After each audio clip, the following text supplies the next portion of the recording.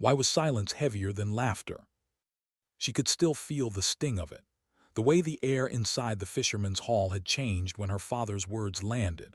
Only important people are invited, not you. The laughter had followed, sharp and cruel, but it wasn't the laughter that hurt. It was the silence that came after. That strange pause where everyone's eyes slid away, pretending they hadn't heard, pretending they didn't notice the way she stiffened, the way her face betrayed nothing while her chest hollowed out inside. Arthur Haramman had stood in silence before, battlefields, operating rooms, runways lit by nothing but moonlight. But silence among her own blood was worse. It pressed against her ribs like stone. It told her what she had always known, that here in this town, in this family, she was invisible. Her father's voice had carried across the room like the crack of an oar striking water. Clear, meant to be heard. Not a slip of the tongue, not an old man's rambling. He had meant it. He always meant it. That night at 75, Arthur Haramman had stood in front of his friends and stripped her of belonging. Not as a mistake, not as a cruel joke gone too far. He had done it with intention, with pride. He had always been a man who believed that power belonged to the one who controlled the story. And in that moment, in front of all the fishermen and their families, he rewrote her out of it. She hadn't expected much from the trip home. New Bedford was a place that clung to its past, and she had been gone too long. The salt air smelled the same as when she was a girl, brine and iron, thick with memory. The clapboard houses, the narrow streets, the bell by her father's door, all unchanged. Even her father seemed untouched by time, though the lines around his eyes had deepened, his hands slower as they polished the small wooden schooner in his living room.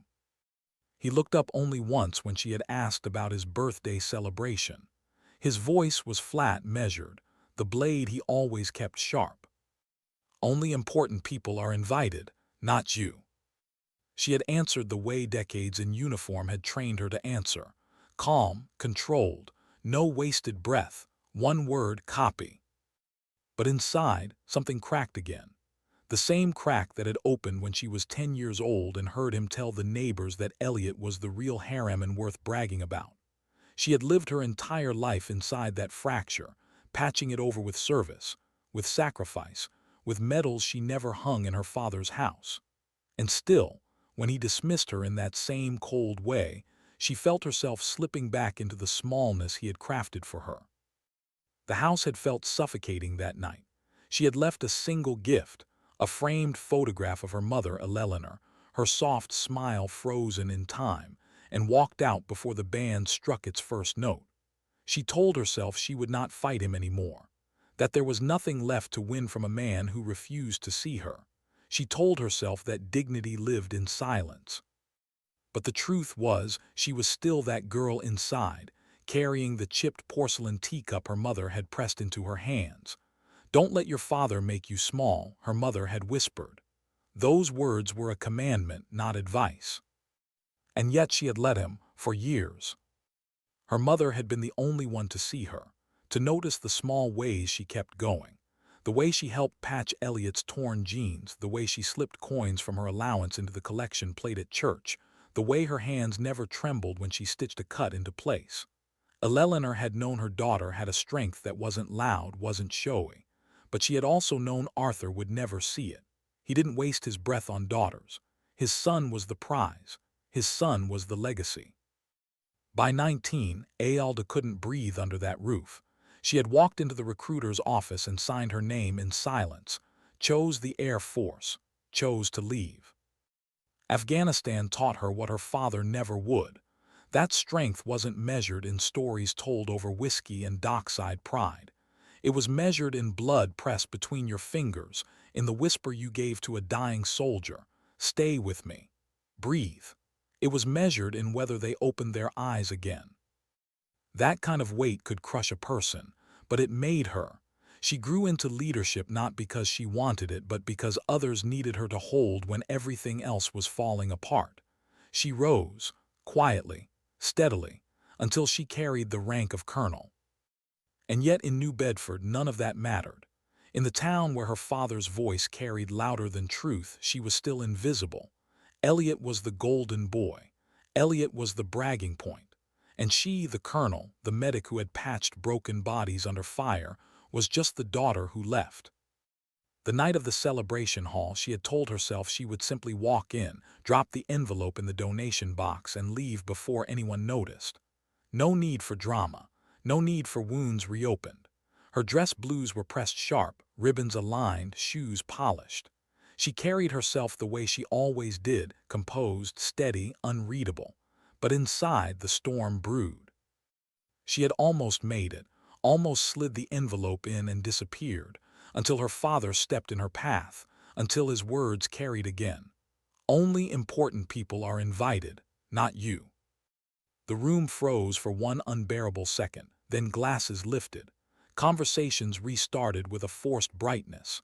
But she felt the heat of their glances, the pity, the unease. She wanted to vanish, to turn on her heel and disappear into the night.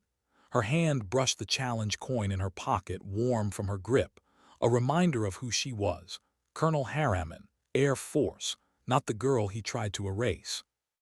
She turned, ready to leave. And then, a hand caught her sleeve. "Ma'am, this way." The voice was calm, steady, authority wrapped in gentleness. She lifted her eyes and saw her. General Catherine Duval, 4 stars on her shoulder, the woman who had mentored her, guided her through the labyrinth of military life. The room froze again. Her father's face went pale, his smile faltering, the practice performance cracking. In that moment, the weight shifted. For the first time in her life, she was no longer small. She was undeniable. General Duval's hand closed around hers and guided her toward the stage. The chatter stopped. Men shifted uneasily. Old fishermen removed their caps. A tide of respect swept the room. And Aolda Haramman realized something she had never dared to believe before. Her father's voice could no longer control the story. Why did the room fall so silent? It wasn't just the sudden halt in chatter, or the scrape of chairs as men shifted in their seats. It was the way the very air seemed to change, as if every person inside the fisherman's hall had been caught holding their breath. General Duval's presence did that. Authority carried in her posture, in the unbothered stillness of her eyes, in the stars stitched into her shoulders that told every man and woman there she was a force far greater than anything Arthur Haramman had ever claimed to be. Aolda's hand was still in hers, firm, steady. She felt the warmth of it, the unspoken command, "Stand tall." She moved toward the stage, each step slow, deliberate. The floorboards creaked under her polished shoes, the sound echoing louder than the music that had died mid-note. Eyes followed her. Old fishermen who had weathered Atlantic storms now looked uneasy, as though some deeper tide had shifted under their feet. Even the younger men, bold in their ties and laughter minutes earlier, now straightened their collars, smoothed their hair, trying to look composed in the wake of this unexpected gravity. Her father's face was pale. His jaw tight, the corners of his mouth pulled into a smile that no longer fit. He had always been a man who thrived on control of the conversation, of the story, of the room itself. But in that moment, he was no longer the center. The current had swept past him. General Duval's voice cut through the silence, firm but not loud. "Tonight, we recognize Colonel Aolda Haramman." The words hit the hall like a strike of a bell. Clear, undeniable, a ripple of shock moved across the faces gathered there. The title colonel rang against every dismissal, every small joke, every time she had been overlooked. A murmur rose, uncertain, stunned. And then, "Cack!" The sound of a glass tapped firmly against wood. It came from the back of the room. A veteran, his face weathered by salt and scars, lifted his mug in quiet tribute. Cack! Cack! 2 taps, final and unyielding. The room fell still again, but this time the silence carried weight, not dismissal, respect. For a moment, Aolda almost forgot to breathe. She had stood in rooms filled with generals, had briefed commanders on operations that balanced life and death. But standing here in her hometown, in the hall where her father's voice had always decided her worth, she felt something different. She felt seen. And yet the story was not done unraveling. At the edge of the room, Elliot rose. His chair scraped back across the wooden floor, sharp as a blade. His jaw was tight, his chest swelling with a familiar bitterness. "This night belongs to Dad, not you," he snapped. His voice rang louder than it should have, harsh, desperate to reclaim the attention that had shifted. "You always have to steal the spotlight." Gasps rippled, whispers followed. The room fractured in an instant, some leaning toward his anger, others recoiling from it. Arthur's friends clapped Elliot on the shoulder, their loyalty as shallow as the glasses in their hands. But not everyone followed. Some stared at Aolda, their expressions searching, weighing. Her hand slipped into her pocket. The challenge coin was warm, its edges biting into her palm. She had done this before on airstrips in Afghanistan when mortars whistled overhead, in dusty field hospitals when blood pumped between her fingers. Ground yourself. Breathe. She slowed her heartbeat, kept her gaze steady. General Duval didn't raise her voice. She didn't need to. She simply turned and fixed Elliot with a look that could silence a war room.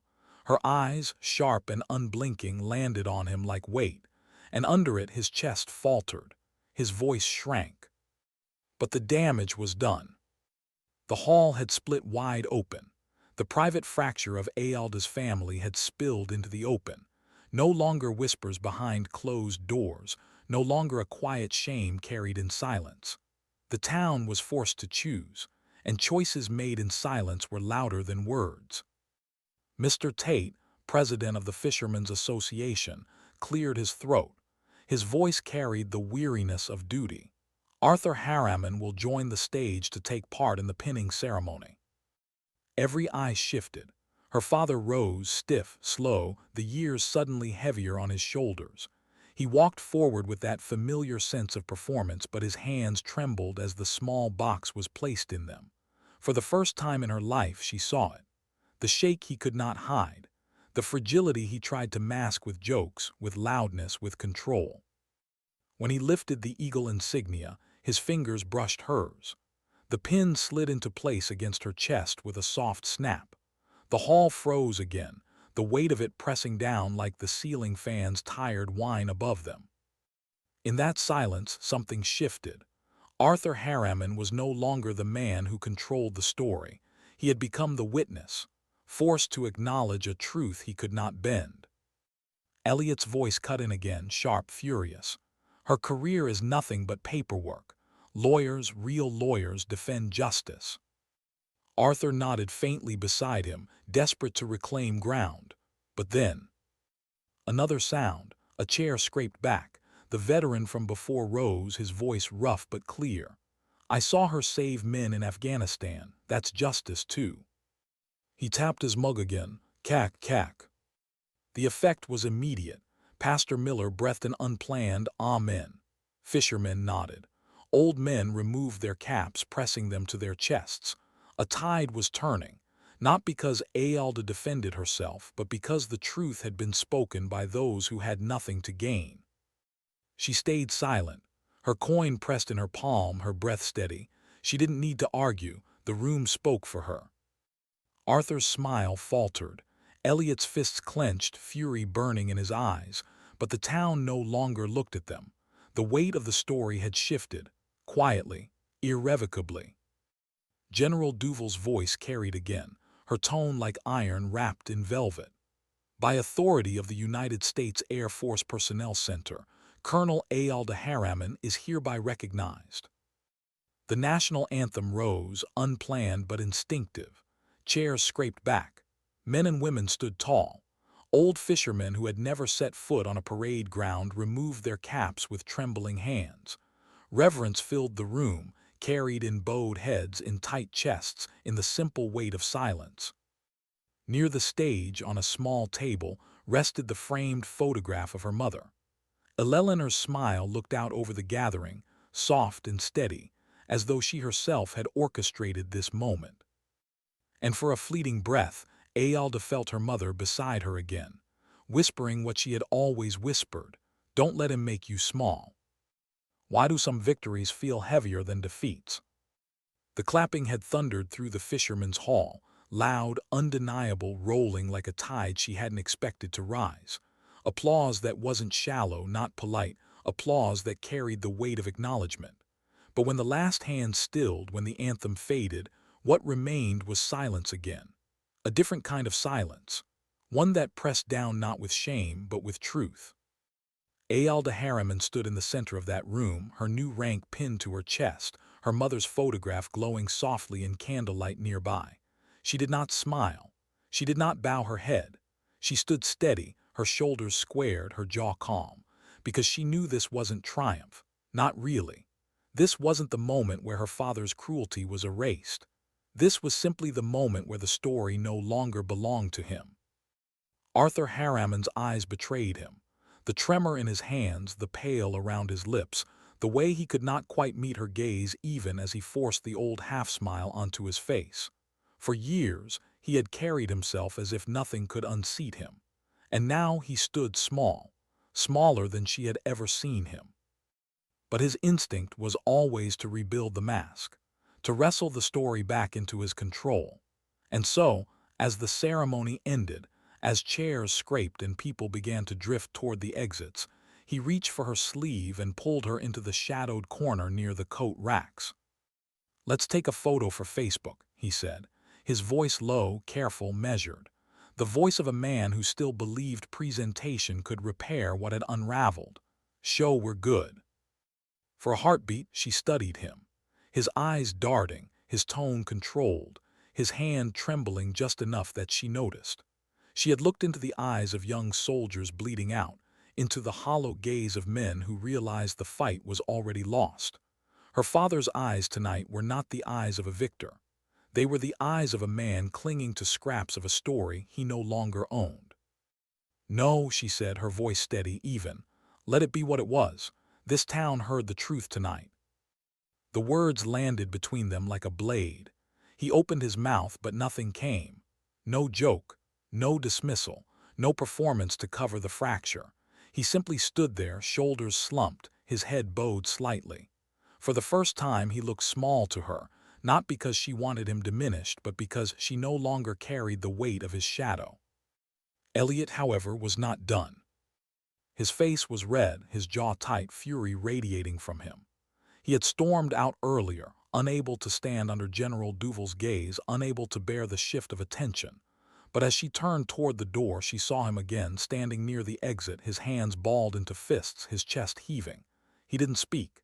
He didn't need to. His anger said everything. His shoulders stiff as he pushed past her, out into the night without a backward glance.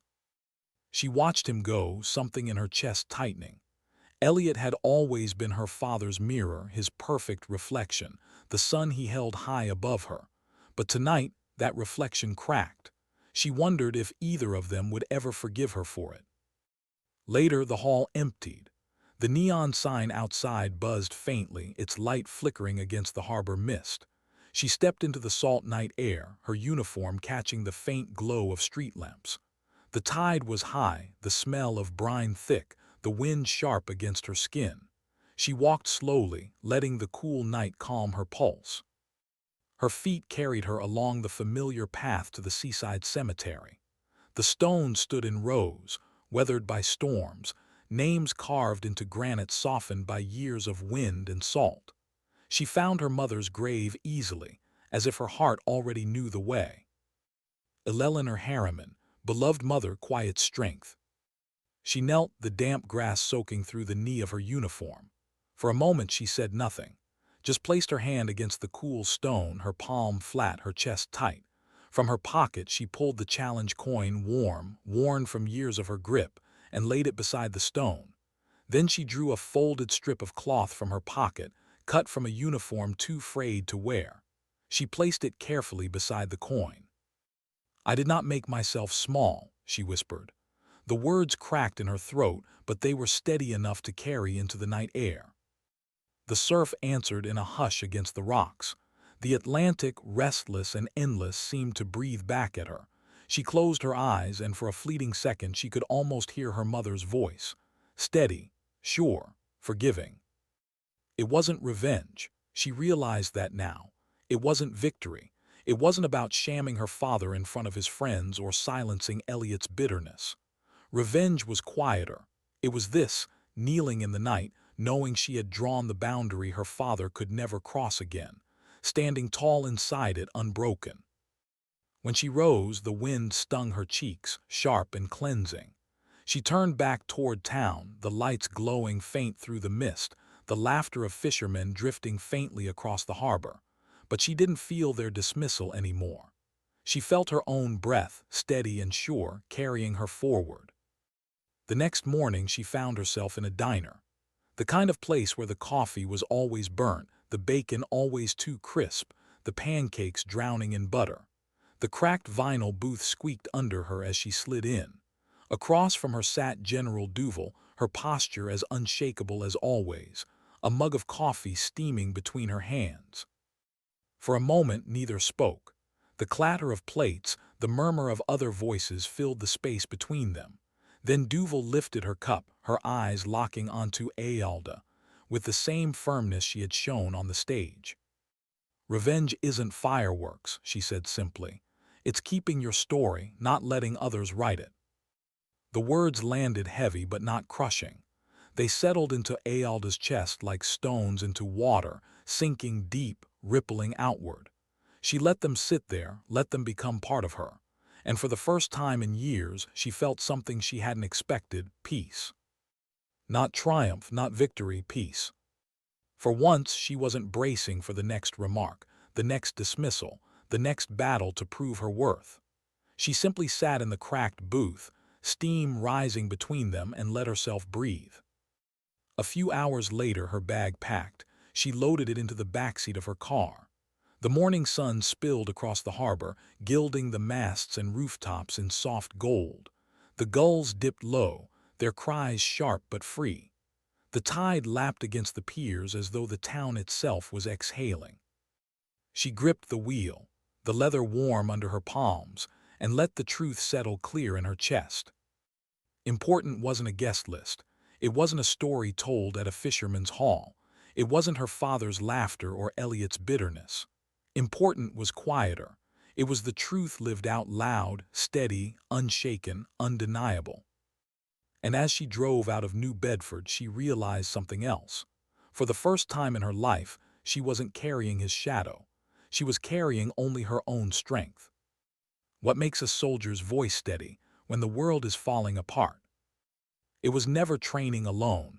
Training taught you procedure, reflex, the steps to follow when chaos threatened to tear you apart. But steadiness, real steadiness, came from something deeper. It came from the moments when the stakes weren't just points on a chalkboard but lives breathing under your hands. Driving out of New Bedford, Arthur Haramman let the sunlight scatter across the windshield. The gulls wheeled overhead, their cries fatting as the road stretched inland. Yet even as the salt air fell away, her thoughts did not. They circled back, looping to the faces she could never forget, the ones who had built her steadiness piece by piece. She remembered Afghanistan like it was a landscape stitched permanently into her skin, dust clinging to sweat, the smell of diesel and iron, the low thrum of helicopters overhead, always circling, always waiting, and the weight of gloves soaked in blood, so much blood, it seeped through until it felt like it had marked her forever. One night burned brighter than the rest. Kandahar. A convoy had been ripped apart by an IED, the blast lighting up the desert like a flare. She had been one of the first medics on the ground. The sand was scattered with shrapnel, with screams. She could still hear it. Her knees had hit the dirt beside a young private, no more than 19. His chest was torn open, blood gushing hot between her palms. Around them, the firefight rattled, bullets cracking the night air, voices shouting orders. But all she saw was him, his eyes wide, his breath shallow. "Stay with me," she had said, her voice calm, controlled. She pressed harder, felt her own heartbeat hammering against her ribs but forced it to slow. "Breathe, just breathe." He had gasped, choked, eyes rolling, but she didn't flinch, didn't break. Her hands stayed steady, her voice low and constant. "You're not leaving, not tonight." And he hadn't.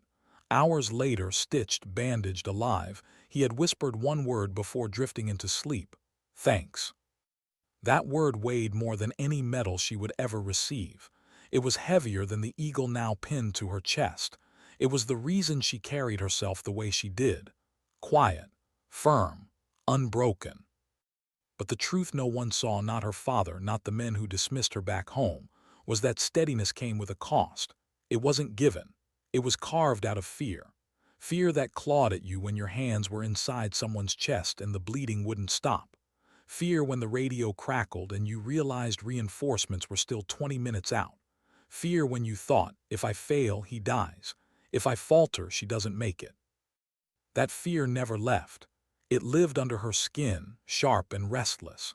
And sometimes, late at night, long after the missions ended, she lay awake with her mother's chipped teacup on the table beside her, whispering words she needed to believe. Don't let him make you small. But fear wasn't always the enemy. Fear had taught her how to move through silence. Fear had taught her that steadiness wasn't about being unafraid. It was about carrying the fear anyway and still doing what needed to be done. She thought of Sergeant Kane, broad-shouldered, loud, always quick with a joke in the chow hall, until the day a mortar landed too close, tearing half his leg away. She had been the one to hold him down, to press the tourniquet tight as he screamed for his mother. His voice broke, raw and childlike, echoing across the dust. She had whispered then too, "I've got you, I won't let go." And she hadn't. He lived, but she never forgot the sound of his cry. Later, when medals came, when commanders pinned ribbons on her uniform and spoke of bravery, she accepted them in silence, because bravery didn't feel like what they said it was. Bravery felt like pressing your shaking hands into wounds while your heart begged you to run. Bravery was whispering calm into the ears of men who were dying, even as your own chest trembled. And so when she stood in that fisherman's hall, when her father's words tried to shrink her into nothing, she knew the truth. She had already stood in places where words meant nothing, where only action mattered. Yet even knowing that, the ache in her chest had been real. The little girl who once sat at her family's dinner table, watching her father boast about Elliot's grades while ignoring her, was still alive inside her. That girl still wanted her father to look at her and see, not a soldier, not a medic, not a colonel, just his daughter. But he never would. The realization wasn't sudden. It had been building for years. And yet when she saw his trembling hand pin the eagle to her chest, when she heard his whisper, "Well, I'll be," it landed like a stone in her chest. Too little, too late. And still, she did not hate him. That surprised her. Hatred would have been easier, cleaner. But what she felt instead was something more complicated. Pity, maybe. Sadness. He had spent his whole life clinging to control, to stories, to shadows, and in the end he had made himself small. She remembered her mother's funeral, 20 years old, standing in the rain with Elliot and her father at her side. Elliot in his pressed suit, her father gripping the umbrella like it was an anchor. The silence had been unbearable. No words of comfort, no arms reaching for her, just emptiness. She had left that day carrying only one thing: the chipped porcelain teacup, her mother's last gift. Don't let him make you small. That commandment had followed her into every desert, every mission, every briefing room. It had followed her to the fisherman's hall. And it followed her now, down the empty road, the sun spilling across her windshield. She didn't know where she was driving. She only knew it was away. Away from the salt-stained streets that had never claimed her, away from the shadow of Arthur Haramman's voice. Her phone buzzed once on the seat beside her. A message from Sergeant Kane. She hadn't heard from him in months. The words were simple: "Still here because of you. Hope you're doing okay, ma'am." Her hands tightened on the wheel. Her throat constricted. She blinked hard against the sting in her eyes. Still here. That was the weight she carried. Not medals, not ranks, not recognition in front of fishermen who would never understand. The weight she carried was the lives that were still here because her hands had not faltered. For the first time since stepping into New Bedford, she allowed herself a small smile, faint, fragile but real. Because that was the truth. She had never been small. What if revenge wasn't about striking back, but simply refusing to bend? The question had lingered in her chest since the night at the fisherman's hall. It pressed against her ribs as she drove, as the gulls disappeared behind her, as the sun spilled brighter across the road ahead. Her father's face still hovered in her memory, tight jaw, trembling hand, the crack in his voice when he whispered, "Well, I'll be." Elliot's fury still burned hot in her thoughts, the scrape of his chair, the bitterness of his words. But the weight of their shadows felt different now. Lighter, less permanent. She kept driving until the town shrank small in her rearview mirror. At some point, she pulled into a rest stop, sat with her forehead against the steering wheel and let herself breathe. Not the short, shallow breath she had taken for years in that house, but a steady, full inhale, a breath that belonged to her. Later, she found herself back in the diner. The cracked vinyl booth groaned under her as she slid in. The air smelled of burnt coffee and sizzling bacon. A television above the counter played the morning news, muted, the anchors, mouths moving without sound. General Catherine Duval sat across from her posture unshaken, her presence steady. She stirred her coffee with a small clink of spoon against porcelain before speaking. "You handled yourself well last night," she said. Aolda shook her head faintly. "I didn't handle anything. I barely spoke." Duval's eyes narrowed slightly, not in disapproval but in recognition. Sometimes silence says more than words. The waitress poured them both refills, the steam curling upward, fogging the air between them. For a moment, neither spoke. Aolda watched the steam rise and thought of her mother's chipped teacup, the one that still sat on her dresser in base housing, worn smooth from years of her touch. "Revenge," Duval said finally, her voice low, measured, "isn't fireworks. It isn't proving them wrong in the way they expect. It's keeping your story, not letting others write it." The words sank deep, settling heavy inside her. She thought of all the times she had fought to prove herself, to commanders, to her unit, to herself. She thought of the years she had braced against her father's dismissals, the ache of being overlooked at every dinner table, every town gathering. For so long she had believed victory would be his acknowledgement, his approval, his pride. But sitting here now, listening to Duval's calm certainty, she felt something shift. "What if he never sees me?" she asked quietly, her voice barely more than a whisper. Duval leaned back, her eyes never leaving hers. "Then you stop waiting for him too." The words cut clean, sharper than she expected. She looked down at her plate, at the pancakes she had barely touched, butter congealing into pools at the edges. She thought of Elliot's face, twisted with anger, the way he stormed out without looking back. She thought of her father's eyes, darting, searching, desperate to rebuild a mask no one believed anymore. "Easier said than done," Aolda murmured. Duval's expression softened. "No one said it was easy. You don't undo decades in a single night, but you can choose what you carry forward." Aolda let the silence stretch. She thought of Kane's message, still sitting unread on her phone, its simple weight pressing in her chest. "Still here, because of you." That was what she carried forward, not Arthur Haramman's laughter, not Elliot's bitterness. Lives saved, people who stood because she had steadied them when no one else could. She looked up, meeting Duval's eyes again. "Then what do I do with them, with my father, with Elliot?" Duval sipped her coffee, her gaze steady. "You let them live in the story they've chosen, and you live in yours. The truth isn't always shared. Sometimes it's separate." Separate, the word echoed in her chest.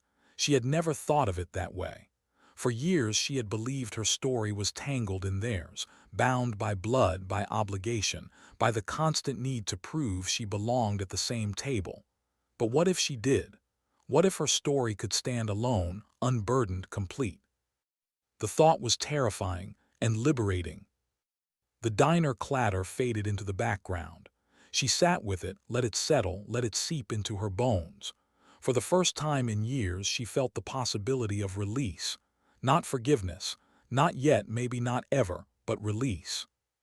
She saw her father again in her memory, pulling her into the corner of the hall, asking for a photo to show we're good. The desperation in his voice, the cracks in his mask. She had told him no, and she realized now that in that moment she had already chosen. She had already drawn the line. She didn't need his approval. That truth was both knife and balm. The waitress returned, refilled their cups again. Duval leaned in, her voice softer now. "You've carried a lot, Colonel, more than most, but carrying isn't the same as living. Don't mistake the two." Aolda swallowed hard, her throat tight. She wanted to argue, to insist she had lived, that service, that sacrifice was living, but deep down she knew the truth. She had lived in fragments, in borrowed breaths, in the spaces between deployments and duty. She had lived inside her father's shadow, always trying to step out from under it. Maybe now, for the first time, she could live without it. She sat back, the vinyl groaning under her, and let herself imagine it. A life where her father's voice no longer dictated her worth. A life where Elliot's bitterness no longer defined her silence. A life where her story belonged to her alone. The idea scared her, but it also steadied her. She thought of her mother again, standing in their kitchen years ago, slipping the best piece of fish onto her plate while her father boasted about Elliot's courtroom victories.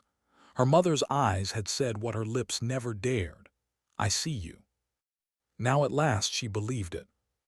Outside, the sun climbed higher, spilling through the diner windows, casting long shadows across the tables.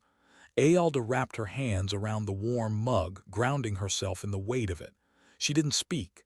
She didn't need to. The silence between her and Duval wasn't heavy. It was steady. And for the first time, silence felt like peace. Why do the roads away from home always feel longer than the roads toward it? The asphalt stretched ahead, shimmering in the afternoon sun, every mile pulling her further from New Bedford, further from the salt and shadows that had bound her. And yet, as the town shrank behind her, her mind kept circling back.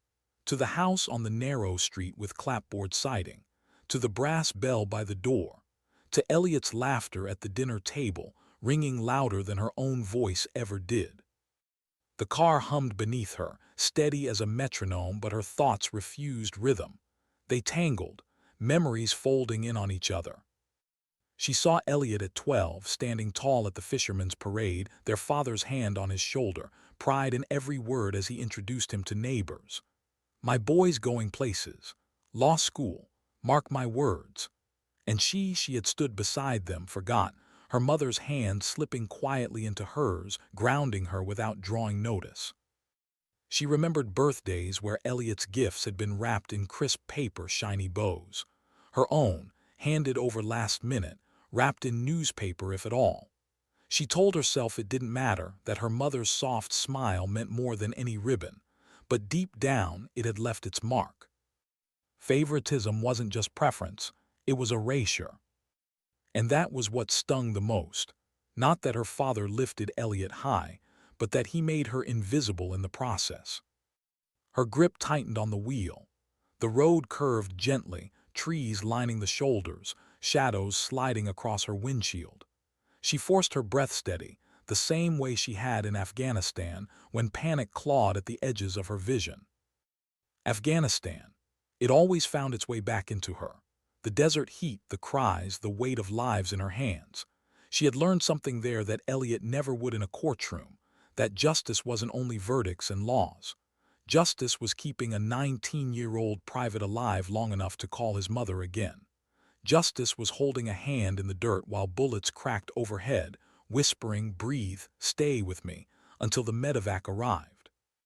Her father had never seen that. Elliot would never believe it, but she had lived it.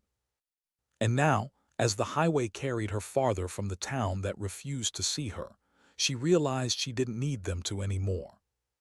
Still, the ache remained. Blood ties don't unravel in a single night, even when the knife of truth cuts deep. She thought of Elliot storming out of the hall, shoulders rigid, his eyes burning with anger. For years she had tried to understand him, to bridge the gap. They had shared the same house, the same meals, the same mother, but they had lived two different childhoods. He had lived in the light of their father's pride. She had lived in its shadow. And shadows have a way of shaping you. She remembered sneaking out to the docks at 14, sitting on the wooden planks with her knees pulled to her chest, listening to the water lap against the boats. That was where she first whispered to herself that she would leave, that she would find a place where her name wasn't second, where her worth wasn't weighed against Elliot's achievements. When she enlisted, Elliot had smirked. "You're running away," he had said. Maybe he was right, but running away had also been running toward a life of her own, toward steadiness she couldn't find at home, toward a strength she hadn't known she carried until it was tested. The miles slipped by, green signs flashing overhead, exit numbers counting upward. She rolled the window down, letting the wind whip her hair, the sound loud, cleansing. For a moment she almost felt free. But then her father's voice returned, echoing inside her skull. "Only important people are invited, not you." She gritted her teeth, pressed harder on the gas. The words no longer carried the same weight, but they lingered. Words had a way of embedding themselves, sharp and stubborn, like shrapnel too close to the artery to remove. Her phone buzzed again on the passenger seat. Another message. This one from Captain Ruiz, a fellow officer she hadn't spoken to in months. "Got back from deployment yesterday. Still think about that night in Helmand. You saved us, ma'am." Her throat tightened. Another reminder. Another piece of truth she had lived but rarely spoken aloud. Her father's story had always been louder. Elliot's story had always been shinier. But here was the real record. Soldiers alive because of her. Officers who still remembered her calm when everything else burned. She reached for the chipped teacup resting in her bag on the passenger seat, wrapped carefully in cloth. She had carried it all these years, across continents, across bases, across deserts. Her mother's last gift. Don't let him make you small. She traced the uneven rim with her fingertip as the wind rushed louder through the open window. The words rose in her chest, steady now, no longer a whisper but a truth she could say to herself. "He cannot make me small." The road stretched forward, endless, inviting. For the first time in years, she let herself imagine a future not defined by proving him wrong, not defined by earning Elliot's approval. A future built on her own quiet victories. But imagining was one thing, living it would be another. She slowed the car as the road curved toward a small overlook, gravel crunching under her tires as she pulled off. The view spread wide, rolling hills, trees thick with summer green, sky stretching vast and unbroken. She stepped out, the air warmer here, softer without the tang of salt. She stood at the edge, looking out, her uniform catching the breeze. Alone but not lonely. Strength wasn't about standing on a stage with medals gleaming. It wasn't about applause or titles. Strength was this, choosing to walk away. Choosing to breathe without apology. Choosing to carry forward only what mattered. Her mother's voice came back to her then, not as a whisper this time, but as steady as if she stood beside her. "I see you." And for the first time, Aolda believed it. Why does silence after victory sometimes feel heavier than silence after loss? The overlook spread wide before her, green hills rolling into blue sky, and yet her chest felt hollow. The car behind her ticked as the engine cooled, the summer air wrapping warm around her uniform. For a moment she just stood there, her hands resting on the guardrail, letting the breeze push against her. The horizon was endless, and still, the ache inside her refused to move. She thought of all the years she had given. The long deployments, the sandstorms, the medevac flights cutting through night skis. She thought of the faces she had patched, the hands she had held until they went still, and she thought of what she had lost in the spaces between. Relationships had never lasted, not because she didn't try, but because she had been married to the service first. Men had told her she was too distant, too steady, too unwilling to need. They hadn't understood that she had learned to hold her breath in silence because lives depended on it. That steadiness wasn't detachment, it was survival. She remembered Michael, a captain in the army. They had met on deployment, shared stories over powdered coffee and ration packs. For a while she thought maybe he understood. He had seen the same dirt, the same blood. But when the missions ended, when they both returned stateside, the distance grew. He wanted her laughter light, her worries small. He wanted her to set down the weight she carried, but she couldn't. She never told him why. Never told him about the nights she still woke gasping, hands pressed to sheets, as if trying to stop bleeding that wasn't there. He left quietly a text message that said, "You're too much in your own head." She didn't reply. She folded the phone shut, set it on her nightstand, and reported for duty the next morning without missing a beat. That was the pattern. People came, people left. The service remained. And so she had leaned into it. She had poured herself into duty, into mission, into the comfort of regulation and chain of command. And in return, the Air Force had given her something no one else had: clarity. Expectations that didn't shift with moods, recognition that wasn't dependent on whether she smiled wide enough at dinner. She knew who she was in uniform: colonel, leader, steady hands in the storm. But who was she without it? That question haunted her as she stood at the overlook, staring at the sky. Her father had defined her as small. The Air Force had defined her as strong. But alone, in the silence of her own breath, what definition was left? The wind pushed harder, tugging her hair loose from its pins. She thought of Elliot again, his anger at the hall, his voice cutting sharp through the crowd. "This night belongs to Dad, not you. You always have to steal the spotlight." The bitterness in his eyes was more than loyalty to their father. It was something deeper. Maybe resentment. Maybe jealousy. Or maybe, she thought, it was grief. Grief that their family had never been whole, never balanced. Grief that she had taken one path and he another, and neither had left them standing together. She wanted to believe that, but she knew better. Elliot's anger was his father's armor. The same pride, the same dismissals, inherited like an heirloom no one had asked for. And so she carried her loneliness quietly, as she always had. Her phone buzzed again. Another message. This one from Sergeant Kane, a photo attached. His daughter, barely 3, sitting on his shoulders, her hands gripping his hair, her smile wide and unguarded. Beneath the photo, the words, "She's here because you kept me here." Her throat tightened. She sat down on the hood of the car, the metal warm under her. She let the tears come this time, silent, steady. Not sobs, not collapse, just release. Because here, at last, was proof. Proof that her sacrifices had weight. Proof that her quiet strength had rippled outward into lives she would never fully know. But proof didn't erase the loneliness. She wiped her face with the back of her hand, drew in a breath, and thought of her mother again. Eleanor, standing in their kitchen, slipping the best piece of fish onto her plate. "I see you." The words she never said aloud but always carried in her eyes. Her mother had known loneliness too.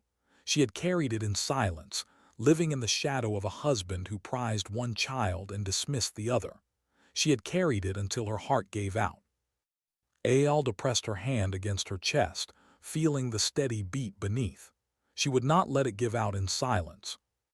Strength, she realized, wasn't only holding steady for others.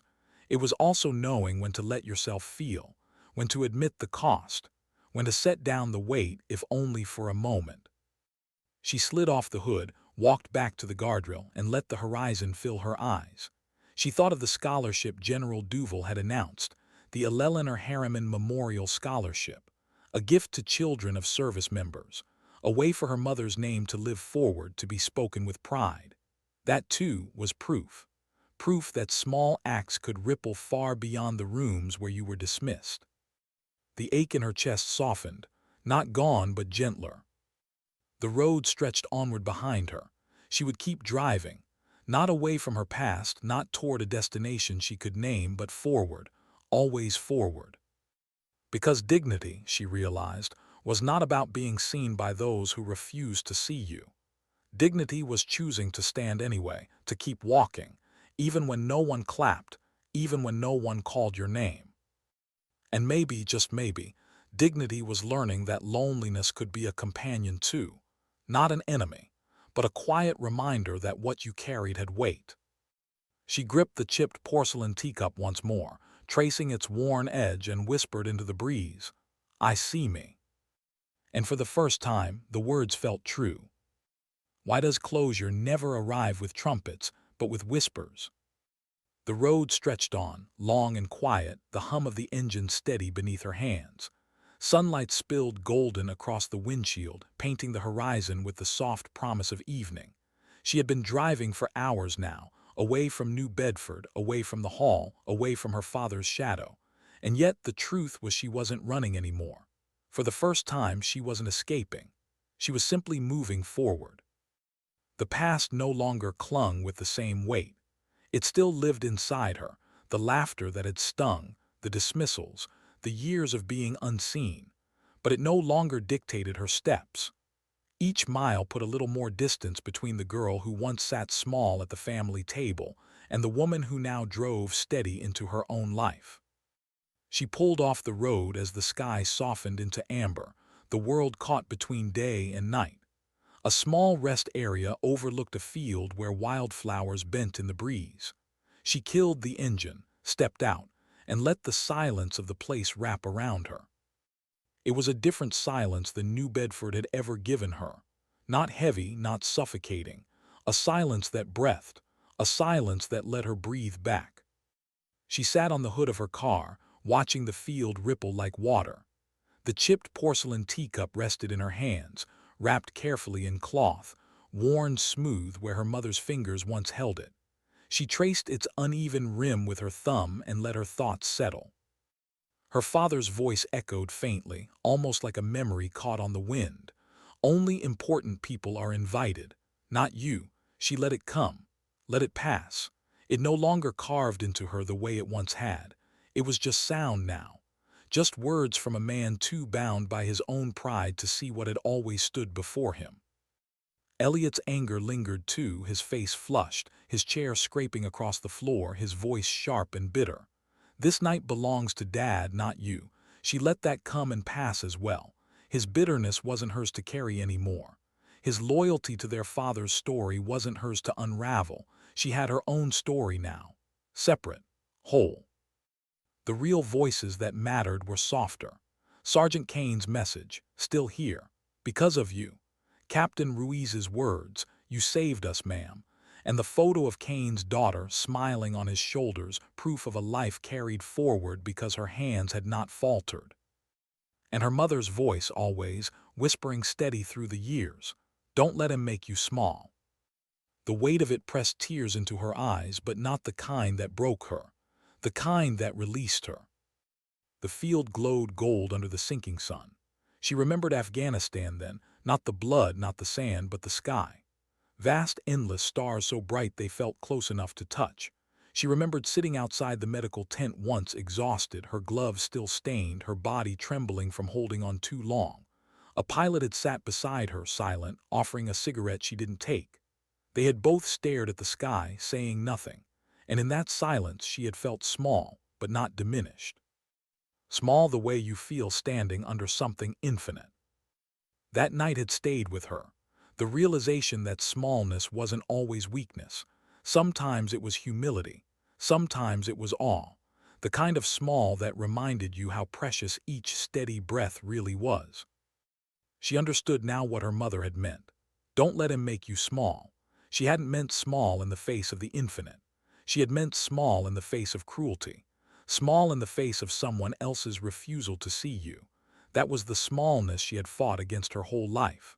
And tonight, sitting on the hood of her car with the horizon burning gold, she knew she had finally stopped fighting. Because she had won, not against her father, not against Elliot, against the smallness itself.